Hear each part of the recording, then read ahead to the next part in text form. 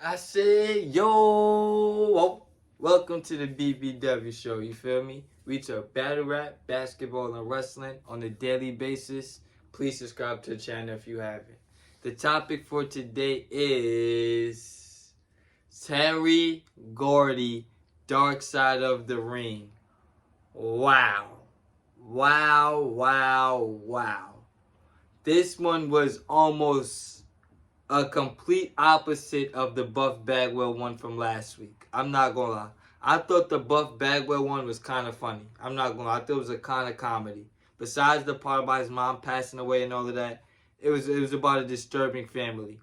This Terry Gordy one was very, very sad. Very, very sad. They had his kids in there. His kids is two wrestlers. I forgot his daughter name, you feel me? But she's a wrestler right now. They had his son in there who used to be Jesse and Festus, you feel me? Never knew that was his name. Slam Master J. I never knew that was Terry Gordy's son. Never knew that, you feel me? He said he didn't want to take on his dad's name because he couldn't live up to his legacy.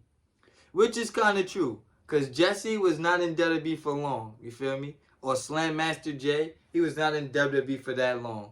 So if he'd have been Terry Gordy's son, he definitely would have had too much pressure on him. Definitely had too much pressure on him. And I don't think he's a good talker. You feel me? But this one was sad. I ain't gonna lie. This was sad. This was sad. This was very, very sad. They talk about his early upbringing, what got him into wrestling and all of that. How he was a prodigy. He was like 16 years old, 18 or something, wrestling grown-ass men. All of that. You feel me? All of that. Talk about his size. This was good. I'm not gonna lie. I wasn't too familiar with Terry Gordy, but he's somebody that you always hear about in wrestling. He was that, bro. I'm not gonna lie. He was that. He was that. The footage that they showed, he was that. They showed him with the Freebirds with Michael P.S. Hayes. They was that. I ain't gonna lie. Talked about the rivalry with the Von Erichs. They main evented what? 30 shows or something? 30 different states? Something like that. 6-man tags in 30 different states or some shit. Some wild stat, you feel me? All over Texas. Crazy, crazy, crazy, crazy. This was very good though. I ain't gonna lie. Very, very good. Had Mick Foley in there. Had Jim Cornette in there. Had his kids in there, like I said. Had, what was his name? George Gervin? No, not George Gervin.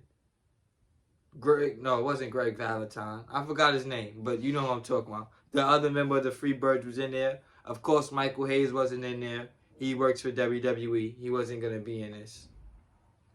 But this is very good. Very, very good. Talk about his time in Japan. Talk about his drug abuse. All of that. They talk about him having a double ACL injury. Needing ACL surgery in both of his legs. And then the doctor said he needed to slim down. So then he started doing like, what did they call it?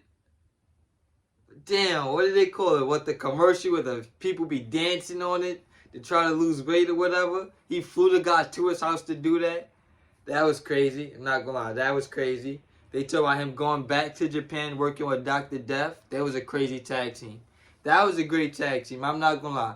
There was a lot of great tag teams in the 90s, and I feel like it's not nearly as much right now. Not nearly as much tag teams. I feel like a lot of tag teams in the 90s, in the early 80s, had their own identity.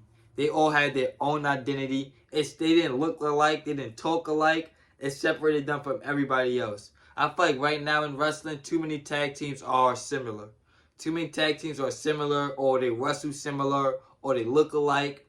Everybody in wrestling looks alike right now. You feel me? In the 80s and 90s, guys was very, very distinct appearances. Then they talk about him having a plane ride. He had a seizure on the plane. That was crazy. He had a seizure on the plane. That was disturbing. I'm not gonna lie. And then after that, he was never the same again. He was never the same again after that. Never the same again. He went in WWE for a while, tried to wrestle The Undertaker.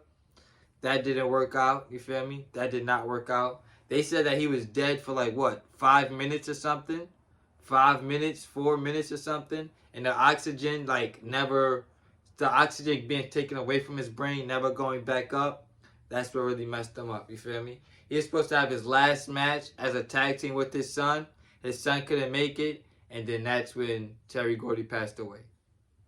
Damn. Think of that, bro. You was about to have your last match with your son. Last match with your son.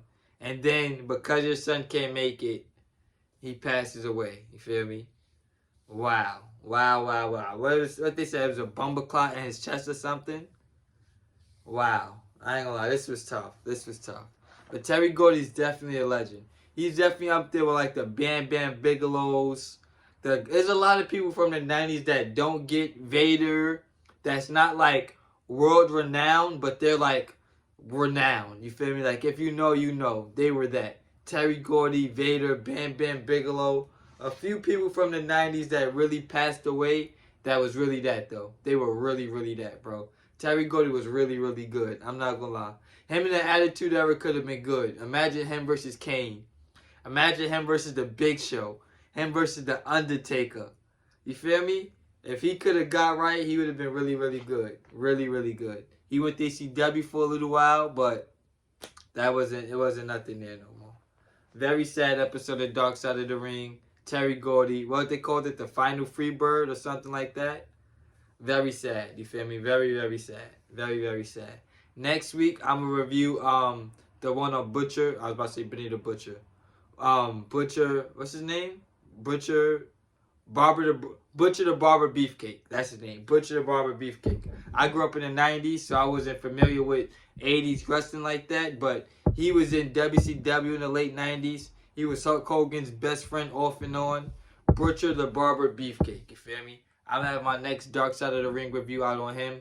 Let me know what you think in the comment section. Like, comment, share, subscribe. I'll be back with more.